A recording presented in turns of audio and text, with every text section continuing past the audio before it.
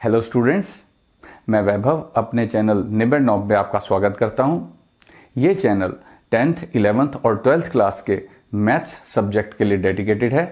अगर आपको मेरा काम पसंद आए तो प्लीज़ वीडियोस को शेयर कीजिए, क्योंकि मेरा मोट्टो ही है क्वालिटी एजुकेशन सबका अधिकार। और अगर आप पूरा सिलेबस कवर करना चाहते हैं तो आप मेरे चैनल को सब्सक्राइब करके प्लेलिस्ट में जाके चैप्टर वाइज, क्लास वाइज सारे वीडियोस की प्लेलिस्ट चेक कर सकते हैं। और अब तो आप निबड़ नॉब को इंस्टाग्राम पे भी फॉलो कर सकते हैं। तो चलिए आज का लेक्चर शुरू करें। स्टूडेंट्स, वेक्टर अलजेब्रा चैप्टर का ये मेरा 7th वीडियो है। इससे पहले हम वेक्टर्स का बेसिक समझ चुके हैं कि बेसिक कंसेप्ट क्या है वेक्टर का। उसके बाद हमने वेक्टर्स की आपस में एडिशन एंड सब्ट्रैक्शन सीखी, और उसके बाद इन वेक्टर्स को आपस में मल्टीप्लाई करने का तरीका भी सीखा हमने। क्योंकि वेक्टर्स हैं तो वेक्टर्स को मल्टीप्लाई करने के दो मेथड्स होते हैं। उनमें से एक डॉट प्रोडक्ट, या जिसको हम स्केलर प्रोडक्ट भी कहते हैं, हमने ये मेथड सीख लिया है और इससे रिलेटेड एक्सरसाइज भी कंप्लीट की थी 10.3।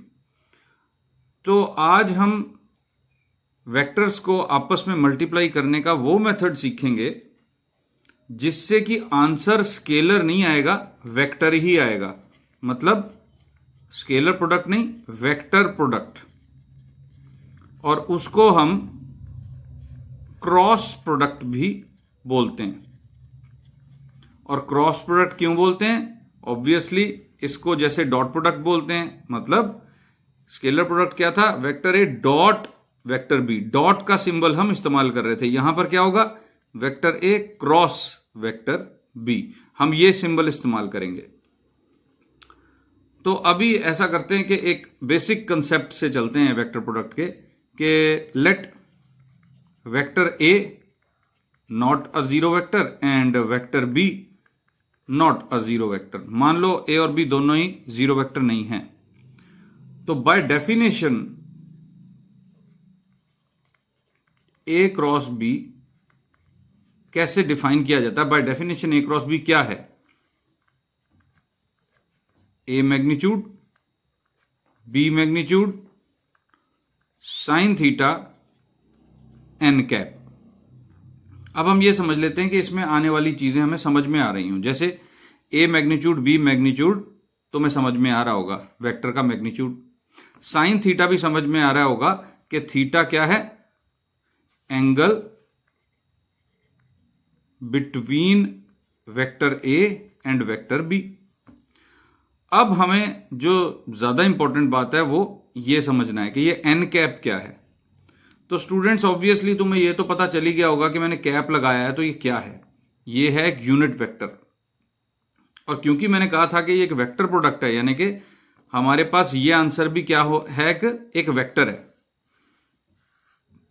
और जिसकी डायरेक्शन हम इस एन कैप से दे सकते हैं। तो इसकी डायरेक्शन एक्चुअल में किस तरफ होगी, ये कैसे पता चलेगा? चलो इस बारे में बात करते हैं, क्योंकि यही चीज कई स्टूडेंट्स को कंफ्यूज करती है। मान लो ये दो वेक्टर्स हैं हमारे पास, वेक्टर ए, वेक्टर बी, और ये एंगल बीच में इनके थीटा। तो ए क्रॉस बी जो वेक्टर होगा उसकी डायरेक्शन क्या होगी? तो हमें याद रखना होगा right hand rule. Right hand rule, देखो मेरा हाथ बहुत बड़ा दिख रहा है, मैं ऐसा करता हूं, थोड़ा सा अपने कैमरे को दूर करता हूं, फिर तुम्हें समझाता हूं। तो स्टूडेंट्स, एन कैप की डायरेक्शन किस तरफ होगी ये देखने के लिए, ये राइट हैंड है मेरा, इसको देखना जरूरी है। इसको ध्यान रखना कि अगर हम ए क्रॉस बी कर रहे हैं, यानी कि ए की तरफ से बी की तरफ आ रहे हैं, ये डायरेक्शन है हमारी, ए क्रॉस बी। पहले ए लिखा, बाद में बी। तो हमने क्या करना है? राइट हैंड की उंगलियां ए की तरफ से बी की तरफ मोड़नी है, इस तरह। मैं अगर ऐसे करूंगा तो उल्टा हो जाएगा, बी से ए की तरफ जा रहा हूं मैं, तो ऐसा मैं नहीं करूंगा। मैं ए से बी की तरफ अपनी उंगलियां मोड़ूंगा, और ये इसी तरह हो सकता है राइट हैंड से। तो जिस तरफ मेरा अंगूठा जा रहा है, देखो, into the plane, into the plane, इस तरह से, इस डायरेक्शन में, ये डायरेक्शन है मान लो, तो इनटू द प्लेन, तो जो ये वेक्टर बनेगा वो कैसे बनेगा, वो इनटू द प्लेन बनेगा। अब मैं अगर इसको ऐसे देखूं, मैं दो वेक्टर्स इस तरह बना रहा हूं, प्रैक्टिकली तो मैं दिखा देता हूं। हमारा ये ए वेक्टर है मान लो, ये बी वेक्टर है, या फिर इसे ए मान लो तो तुम्हें ज्यादा अच्छी तरह समझ में आएगा। ये ए वेक्टर है, दिस इज ए वेक्टर, ये बंद वेक्टर ए और ये बी। अब हमारा जो एन वेक्टर है, यानी ए क्रॉस बी करके जो वेक्टर बनेगा, उसकी डायरेक्शन क्या होगी वो मैं इस पेंसिल से दिखाऊंगा। देखो, ये ए वेक्टर है और बी की तरफ मैंने उंगलियां मोड़ ली, तो इस तरफ यानी आउट प्लेन से बाहर निकलता हुआ वेक्टर बना है, तो वो इस तरह होगा। ये पेंसिल मैंने कैसे रखी है, देखो, perpendicular to both A and B, perpendicular to both the vectors. देखो, आई थिंक समझ में आ रहा होगा तुमको। ये डायरेक्शन रहेगी हमारे ए क्रॉस बी की, और इसी डायरेक्शन में जो एक यूनिट वेक्टर है उसको रिप्रेजेंट करने के लिए हमने ये एन कैप लगाई है, यानी कि हमारा जो एन होगा वो इस तरफ होगा, और वो क्या होगा, वो इस बी से भी परपेंडिकुलर होगा और वो इस ए से भी परपेंडिकुलर होगा। 3 डायमेंशनल है, मैं समझा नहीं पा रहा हूं तुमको अच्छी तरह ड्राइंग बना के, इसीलिए मैंने ये बताया। एक बार फिर समझ लो, ये मान लो बी वेक्टर है और ये ए वेक्टर है, तो हमारा ए क्रॉस बी किस तरफ जाएगा, ये ए वेक्टर, ये बी वेक्टर, तो हमारे राइट हैंड की उंगलियां ए से बी की तरफ कर रही हैं क्रॉस, ए क्रॉस बी, ए क्रॉस बी, तो इस तरफ, यानी कि जैसे मैंने ये पेंसिल रख दी, इस डायरेक्शन में हमारा परपेंडिकुलर वेक्टर बनेगा। ए क्रॉस बी ये है, और इसकी डायरेक्शन में जो एक यूनिट वेक्टर है, डायरेक्शन बताने के लिए ये एन कैप लगा दी गई है। तो इस तरह से एक वेक्टर हमको मिलता है जो दोनों ही वेक्टर्स ए और बी से परपेंडिकुलर होता है। तो मैं इसका व्यू थोड़ा नॉर्मल कर दूं दोबारा से, फिर आगे चलते हैं।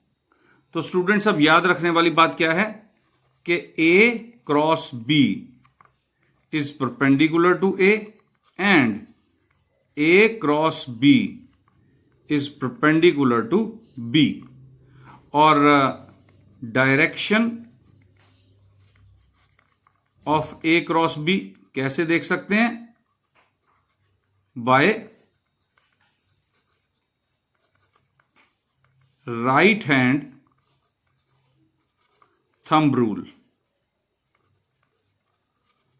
Right hand thumb rule, right hand से तुम ए से बी की तरफ आओ, चाहे ए ऐसे बनाया हुआ है, मान लो मैं बी वेक्टर ऐसे बनाऊं और ए वेक्टर ऐसे बनाऊं, तो मैं ए क्रॉस बी इस तरफ आऊंगा, थीटा एंगल हमारा इस तरफ मेजर होगा, तो यानी कि मैं ऐसे करूंगा, इस तरह घुमाऊंगा हाथ, तो हमारा जो एन है वो ऐसे बनेगा।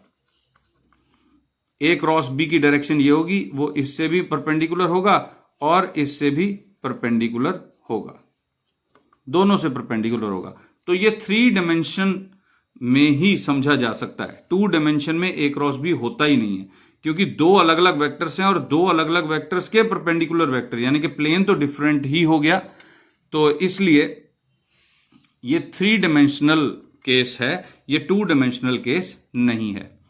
तो ए क्रॉस बी जो है वो दोनों वेक्टर से परपेंडिकुलर होता है, इसीलिए हमने एन लगाया। N stands for normal vector, unit normal. N is unit normal vector along A cross B. तो ये बेसिक कंसेप्ट था ए क्रॉस बी का। अब हम अपने कुछ स्पेशल केसेस डिस्कस कर लेते हैं इसके अंदर। स्पेशल केसेस कैसे, मान लो ए क्रॉस ए, अगर वेक्टर का अपने ही साथ वेक्टर क्रॉस प्रोडक्ट किया जाए तो क्या बनेगा, ए मैग्नीट्यूड और साइन 0 डिग्री हो जाएगा, एन कैप साइन 0 डिग्री, क्योंकि अगर एक ए वेक्टर है, दोबारा अगर हमने देखा तो ऑब्वियसली इन दोनों के बीच में 0 डिग्री का एंगल है, वेक्टर खुद के साथ 0 डिग्री बनाता है, तो साइन 0 की वैल्यू 0 होती है, तो 0 आ गया। तो इसका मतलब क्या हो गया कि क्रॉस प्रोडक्ट अपने ही साथ वेक्टर का हमेशा 0 आंसर देता है, दैट इज अ 0 वेक्टर। एक बात हो गई। दूसरी कि इफ ए क्रॉस बी का हम क्रॉस ए करें तो क्या होगा? नहीं, ये केस कंसीडर करने से पहले मैं एक और केस कंसीडर करता हूं कि अगर ए क्रॉस बी हम कैलकुलेट करना चाहते हैं और हम ये जानते हैं कि ए वेक्टर बी वेक्टर के पैरेलल है, तब भी ए क्रॉस बी क्या आएगा? 0 आएगा, क्योंकि पैरेलल वेक्टर्स के बीच में भी 0 डिग्री का एंगल ही कंसिडर होता है, तो साइन 0 आ जाएगा यहां पर भी। तो इसका मतलब क्या हो गया कि अगर दो वेक्टर पैरेलल हैं तो उनका क्रॉस प्रोडक्ट 0 होगा, और अगर दो वेक्टर्स नॉन जीरो हैं और क्रॉस प्रोडक्ट 0 है तो वो दोनों आपस में पैरेलल ही होंगे, जैसे कि डॉट प्रोडक्ट में परपेंडिकुलरिटी की कंडीशन थी। अब क्योंकि हमने मुड़ तुड़ के कहां आना है, हम सब जानते हैं, हमने आना है अपने आई जे और के पे, क्योंकि हम वेक्टर्स को आई जे के की टर्म्स में ही डिफाइन करते हैं। तो हमें यह भी पता होना चाहिए कि आई क्रॉस जे ये क्या होगा। तो देख लेते हैं। अब एक बात तो हम जानते हैं कि ये तीनों यूनिट वेक्टर्स हैं, तो आई जे और के का जो मैग्नीट्यूड है वो तो 1 के बराबर है, और इन तीनों में म्यूचुअली परपेंडिकुलर वेक्टर्स होने की वजह से थीटा जो है वो 90 डिग्री है। तो चलो फिर ऐसा करते हैं, आई क्रॉस जे करते हैं, देखते हैं क्या होता है। आई क्रॉस जे का मतलब है कि पहले तो आई का मैग्नीट्यूड और जे का मैग्नीट्यूड ये 1 के बराबर है, तो 1 इंटू साइन 90, और एन कैप क्या बनेगा? अब आई और जे दोनों से परपेंडिकुलर वेक्टर कौन सा होता है? देखो, आई और जे के परपेंडिकुलर के ही तो होता है, तो के वेक्टर आ गया, और साइन 91 है तो के वेक्टर, और वो भी पॉजिटिव डायरेक्शन में, नेगेटिव डायरेक्शन में नहीं। करके देख लो, X axis Y axis Z axis जिस तरह डिफाइन की जाती हैं उस हिसाब से अगर तुम देखोगे तो आई क्रॉस जे जो होगा वो के बराबर आएगा। उसके बाद जे क्रॉस के करेंगे तो ऑब्वियसली फिर आई आएगा, क्योंकि दोनों से परपेंडिकुलर वेक्टर यही है, और के क्रॉस आई करेंगे तो जे आएगा। अब यहां पर मैं एक और बात बड़ी ही इंपॉर्टेंट बताना चाहता हूं कि क्योंकि हमने देखा कि देखो, ए क्रॉस बी कर रहे हैं तो इस तरफ नॉर्मल जा रहा है, और ए क्रॉस बी दूसरे तरह कर रहे हैं तो दूसरी तरफ नॉर्मल जा रहा है। इसका मतलब क्या हुआ? ये बात हमें साफ तौर पे बताती है। अब यहीं पे अगर हम देख लें कि अगर बी क्रॉस ए करते, हम यहां पे बी क्रॉस ए ये डायरेक्शन पकड़ लेते तो नॉर्मल इस तरफ चला जाता, यानी कि आंसर कुछ और ही हो जाता। तो इसका मतलब ये हो गया कि डॉट प्रोडक्ट की तरह इसमें ऐसा नहीं होता कि A dot B is equal to B dot A, इसमें ऐसा नहीं होता। पहली बात तो ये कि दोनों बराबर नहीं होते। क्यों? क्योंकि हम ए अपना जो हाथ की उंगलियां मोड़नी है हमने इस तरह से, वो दूसरी डायरेक्शन में जा रही है, नॉर्मल दूसरी डायरेक्शन में चली जाएगी, तो इसलिए ये एक तो सेम नहीं रहेगा। और दूसरा कि जब इस तरफ आ रहे हैं तो ये जितना ऊपर है वो उतना ही नीचे आएगा वेक्टर, यानी कि moreover A cross B जो है वो negative of B cross A होता है। इस प्रॉपर्टी को कहते हैं एंटी सिमिट्री। एंटी सिमिट्री मतलब ये सिमिट्री के उलट है कि B cross A is negative of A cross B, यानी कि उसके उलट डायरेक्शन में चला गया। डायरेक्शन, क्योंकि वेक्टर की बात है तो वेक्टर में डायरेक्शन अपने आप सम्मिलित ही होती है। तो अगर इस तरह देखा जाए तो देखो, आई क्रॉस जे के बराबर है, तो जे क्रॉस आई किसके बराबर आ जाएगा? माइनस के बराबर। फिर जे क्रॉस के आई के बराबर है तो के क्रॉस जे अगर करेंगे तो आ जाएगा माइनस आई। ये नोट करते जाओ, वेरी इंपॉर्टेंट रिजल्ट्स हैं ये। फिर के क्रॉस आई करेंगे तो जे आएगा, और अगर हम आई क्रॉस के कर दें तो माइनस जे आएगा। अब इन रिजल्ट्स को याद रखने का एक बड़ा ही आसान तरीका है। तुम ऐसा करो, एक सर्कल बना लो, आई के बाद जे, जे के बाद के, और इस तरह एरो लगा लो, आई जे फिर के, और के बाद देखो क्या आ रहा है, आई आ रहा है। तो अगर क्रॉस प्रोडक्ट में आई क्रॉस जे कर रहे हैं, यानी कि आई के बाद जे आता है ना, तो अगर वही आ रहा है तो तीसरा वेक्टर आता है पॉजिटिव में। लेकिन अगर उल्टा हो गया, जैसे जे के बाद आता तो के है, लेकिन हमने किया जे क्रॉस आई, उल्टा किया इस सर्कल के, तो तीसरा वेक्टर आएगा लेकिन नेगेटिव डायरेक्शन में। बिल्कुल ऐसे ही है, देखो जे क्रॉस के, जे के बाद के आता है ना, तो जे क्रॉस के आ गया आई, लेकिन अगर के क्रॉस जे कर रहे हैं, इस डायरेक्शन से उलट चल रहे हैं, तो आएगा यही वेक्टर लेकिन नेगेटिव में। और इसी तरह के बाद आई आता है तो के क्रॉस आई जे आएगा, लेकिन अगर आई क्रॉस के किया, उलट आए, तो यही वेक्टर नेगेटिव में आएगा। इसको याद रखने का यही तरीका है, आई के बाद जे के बाद के बाद फिर आई, और उसके बाद फिर जे, ऐसे इस सीक्वेंस में अगर आता रहा आई जे के आई जे के आई जे के चलता रहा, तब तो पॉजिटिव आंसर आएंगे तीसरे वेक्टर के। लेकिन अगर उलट हो जाता है ये सीक्वेंस तो माइनस में आएगा। तो इस तरह से हमने आई जे के को भी डिस्कस कर लिया। तो अब ऐसा करते हैं, हम इसको जरा उस तरह से सॉल्व करने की कोशिश करते हैं कि अगर दो वेक्टर्स हमको आई जे के की फॉर्म में, कंपोनेंट्स की फॉर्म में दिए हुए हैं, तो कैसे उसका क्रॉस प्रोडक्ट किया जाएगा। तो ऐसा करते हैं, हम एक एग्जांपल लेते हैं। मान लो ए वेक्टर है 2i प्लस 3j माइनस के, और बी वेक्टर है i minus 2j plus 3k। For example कोई भी दो वेक्टर्स, नॉन जीरो वेक्टर्स, अगर इस फॉर्म में वेक्टर दिए हुए हैं तो इसका क्रॉस प्रोडक्ट कैसे निकाला जाए। क्योंकि तुम वो नॉर्मल वेक्टर तो निकाल नहीं पाओगे ना, तुम थीटा भी फाइंड आउट कर लोगे, चलो डॉट प्रोडक्ट का सहारा लेके कॉस थीटा की वैल्यू पता करोगे, तो तुम्हें फिर साइन थीटा फाइंड आउट करना पड़ेगा। और एन वेक्टर कैसे पता करोगे, एन कैप, ये तो मुश्किल है। तो हम इसको डायरेक्टली क्रॉस प्रोडक्ट में लगाते हैं, A cross B is equal to 2i plus 3j minus K. जैसे हम मल्टीप्लाई किया करते हैं, मैं बिल्कुल वैसे ही मल्टीप्लाई करने की इनको कोशिश करता हूं, और फिर देखता हूं, जैसे कि तुमको मैंने समझाया था किसमें, डॉट प्रोडक्ट के केस में, पहला एलिमेंट पहले एलिमेंट से मल्टीप्लाई होगा।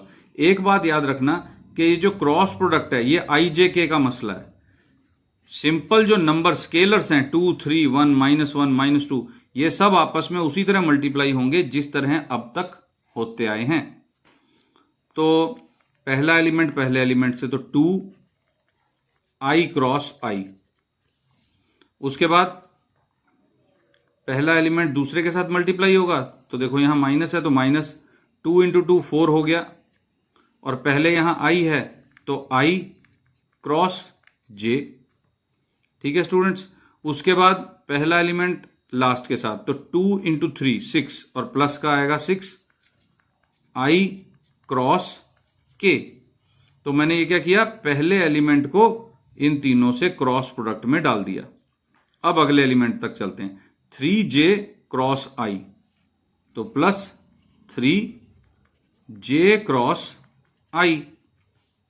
उसके बाद 3j का माइनस 2j के साथ होगा, तो 3 इंटू -2 -6 j क्रॉस j। फिर 3j का प्लस 3k से, तो प्लस 9 j क्रॉस k। तो दूसरे एलिमेंट का मैंने क्रॉस प्रोडक्ट कर दिया इन तीनों एलिमेंट से। अब लास्ट में माइनस के आई के साथ, तो माइनस के क्रॉस आई। उसके बाद माइनस के और -2j, यानी माइनस माइनस हो जाएगा प्लस, 2k क्रॉस j, फिर माइनस के और 3k का क्रॉस प्रोडक्ट होगा तो माइनस आएगा 3k क्रॉस k। तो अब हमने ये सारे एलिमेंट्स के ब्रैकेट खोल के रख लिए। अब देखते हैं कि हो क्या रहा है। देखो एक बात तो साफ है, i क्रॉस i, फिर j क्रॉस j और k क्रॉस k, ये आपस में क्या होंगे, ये तो जीरो आएंगे तीनों। तो ये तीनों एलिमेंट्स खत्म हो गए, जीरो हो गए। अब बच क्या गया, देखो मैंने तुम्हें कहा था i के बाद j के बाद k के बाद i, अगर इसी सीक्वेंस में चलता है तो आंसर प्लस में, वरना माइनस में। तो i के बाद j, ठीक है, तो i क्रॉस j क्या होगा, k, तो -4k। फिर i के बाद k आ गया, लेकिन i के बाद k नहीं आता, i के बाद तो j आता है। तो इसका मतलब तीसरा वेक्टर आएगा लेकिन माइनस में। तो i और k को छोड़ के तीसरा कौन सा है, j, माइनस में आएगा। तो +6 इंटू ये बन गया -j। उसके बाद इधर आ गए, j के बाद i, तो j के बाद तो k आता है, लेकिन यहां आ रहा है j के बाद i। तो i और j को छोड़ के और कौन सा वेक्टर होता है तीसरा, k। तो +3 तो है, ये आ जाएगा -k। उसके बाद यहां आ गए j क्रॉस k, तो j के बाद k आता है, ये ठीक है, j क्रॉस k आ रहा है। तो तीसरा आएगा पॉजिटिव, यानी i आ जाएगा प्लस में, तो +9i। उसके बाद यहां आ जाते हैं, k के बाद i आ रहा है, k क्रॉस i, तो k के बाद i ही आता है, ये करेक्ट है। तो k और i को छोड़ के कौन सा है, j, तो माइनस का j, क्योंकि ये माइनस है तो माइनस ही रहा, अगर यहां प्लस होता तो यहां प्लस लग जाता। अब k के बाद j, k के बाद तो i आता है, k के बाद j नहीं आ रहा इस सीक्वेंस में, तो तीसरा वेक्टर आएगा कौन सा, i, लेकिन माइनस डायरेक्शन में। उसके बाद ये 0। तो अब देखते हैं, इनको जरा ठीक ढंग से लिखें, थोड़ा और सिंप्लीफाई करें। -4k, -6j, -3k, +9i, -j, -2i। अब इनको थोड़ा सिंप्लीफाई करके हमारे पास आंसर आएगा a क्रॉस b। पहले i वाले लिखते हैं हम, तो i वाले ये दो हैं, 9i - 2i, 7i। उसके बाद j वाले ये दो हैं, -6j, -j, यानी -7j। तो i वाले भी खत्म हो गए, j वाले भी, अब k वाले रह गए, -4k, -3k, यानी कि -7k। तो इस तरह से a क्रॉस b हो गया। लेकिन जिस तरह से हमने डॉट प्रोडक्ट को थोड़ा सा सिंप्लीफाई करके शॉर्टकट उसका निकाला था कि i वाला i के साथ मल्टीप्लाई हो जाएगा, j वाला j के साथ मल्टीप्लाई करो, k वाला k के साथ मल्टीप्लाई करो, इस तरह हम डॉट प्रोडक्ट कर रहे थे। इसी तरह हम इसका भी शॉर्टकट निकाल सकते हैं, और वो क्या है, हमने जो बड़ा ही इंपॉर्टेंट चैप्टर पढ़ा है इसी 12th में, मैट्रिसेस एंड डिटर्मिनेंट्स, उसकी हम हेल्प ले सकते हैं। तो उसका शॉर्टकट क्या है, अगर a क्रॉस b हमने उस मेथड से निकालना हो जो कि तुम आगे यूज करोगे, तो देखो जरा, a क्या था, 2i + 3j - k, यानी 2, 3, -1। तो हम डिटर्मिनेंट बनाएंगे i, j, k, ये तो हो गई पहली रो। फिर 2, 3, -1, ये मैंने a की रो लिख दी। उसके बाद b की रो आएगी 1, -2, 3, तो मैं लिख रहा हूं 1, -2, 3। और अब इस डिटर्मिनेंट को मैं सॉल्व करने जा रहा हूं। देखो i लिखा, ब्रैकेट स्टार्ट, ये रो और ये कॉलम छोड़ दिया, 9 -1 इंटू -2, 2। फिर हम जानते हैं सेकंड एलिमेंट के लिए साइन चेंज हो जाता है, -j, तो ये रो और ये कॉलम छोड़ दिया, 6 -1 इंटू -1, -1 इंटू 1, -1, तो ये -1 बना इन दोनों का मल्टीप्लाई, तो ये +1 हो जाएगा। फिर +k, ये रो और ये कॉलम छोड़ दिया, -4 -3, तो ये कितना बन गया देखो, 7i minus 7j minus 7k। देखो ब्रैकेट्स को सॉल्व कर लिया। तो देखो एक ही स्टेप पे हमने ये क्रॉस प्रोडक्ट फाइंड आउट कर लिया। तो तुमको ये पता चल गया होगा कि ये कहां से आ गया। एक्चुअली जो रह जाते हैं एलिमेंट्स और उसके जो i j k यहां पे अल्टीमेटली बनते हैं, वो बिल्कुल उसी तरह से काम चलता है अगर हम डिटर्मिनेंट को इस तरह से सॉल्व करें। तो ये एक शॉर्टकट है। बाकी तुम्हें ये भी पता लग गया होगा कि क्रॉस प्रोडक्ट का मतलब डिटर्मिनेंट नहीं है। डिटर्मिनेंट एक शॉर्टकट है। एक्चुअल में क्रॉस प्रोडक्ट या डॉट प्रोडक्ट इसी तरह ब्रैकेट खोल के ही होते हैं, बस उसका शॉर्टकट इसमें से निकाल के हमने डॉट प्रोडक्ट में भी समझ लिया है, और अब तुमने क्रॉस प्रोडक्ट में भी इसको शॉर्टकट से जल्दी से क्रॉस प्रोडक्ट करना सीख लिया। तो ये तो क्रॉस प्रोडक्ट किस तरह करना है मैंने बता दिया, ये इसी तरह से चलेगा मैक्सिमम। लेकिन अब फटाफट मैं कुछ फॉर्मूले तुम्हें बताता हूं, बहुत जरूरी फॉर्मूले हैं, और 2 मार्क्स या 4 मार्क्स का क्वेश्चन पक्का पेपर में आता है कि अगर तुम्हारे पास एक ट्राइंगल है और उसकी कोई 2 साइड्स तुमको वेक्टर की फॉर्म में दी हुई हैं, तो इसका एरिया कैसे फाइंड आउट किया जाता है? Half of A cross B का मैग्नीट्यूड। अब देखो मैग्नीट्यूड तो इसका कुछ तुम निकाल ही सकते हो। अगर इसी वेक्टर की बात करें तो मैग्नीट्यूड कितना आएगा? देखो 49 प्लस 49 प्लस 49 का स्क्वायर रूट, तो तुम कुछ तो आंसर आएगा। तो एरिया ट्राइंगल का कैसे आता है? अगर ट्राइंगल की कोई 2 साइड्स तुमको मिल जाएं वेक्टर की फॉर्म में, तो वेक्टर्स का क्रॉस प्रोडक्ट करो और मैग्नीट्यूड करो और उसका हाफ कर दो। उसके बाद एक हमारे पास पैरेललोग्राम है इस तरह से। अगर उसकी 2 एडजेसेंट साइड्स हमको वेक्टर की फॉर्म में दी हुई हैं, तो इसका एरिया कैसे आता है?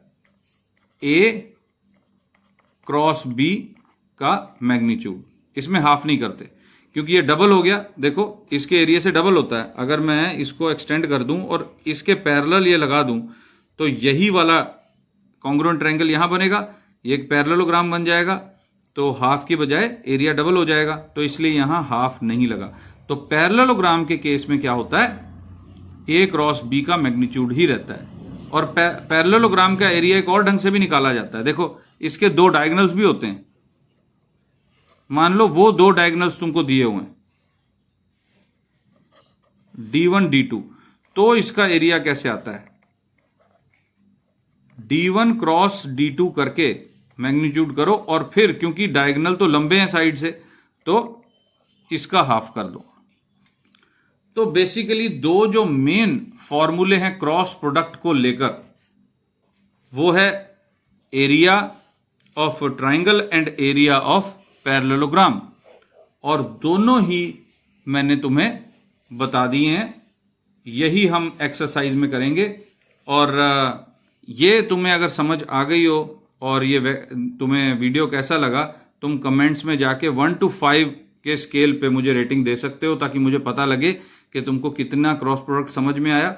अगले वीडियो में हम एक्सरसाइज 10.4 शुरू करेंगे, और बहुत आसान है क्रॉस प्रोडक्ट, बहुत यूजफुल है। जैसा कि तुम देख रहे हो एरिया फाइंड आउट किया है हमने। अगर तुम्हें वीडियो पसंद आए तो लाइक और शेयर जरूर करना स्टूडेंट्स। और अगर तुमने ट्यूशन के बोझ से अपने आप को और अपने पेरेंट्स को मुक्त करना है, तो मेरे चैनल को सब्सक्राइब करो और प्लेलिस्ट में जाके चैप्टर वाइज वीडियोस देखो। और सिर्फ तुम्हारी क्लास नहीं, 10th और 11th क्लास के भी वीडियोस तुम्हें वहां मिल जाएंगे। तो students, best of luck. Thank you for watching.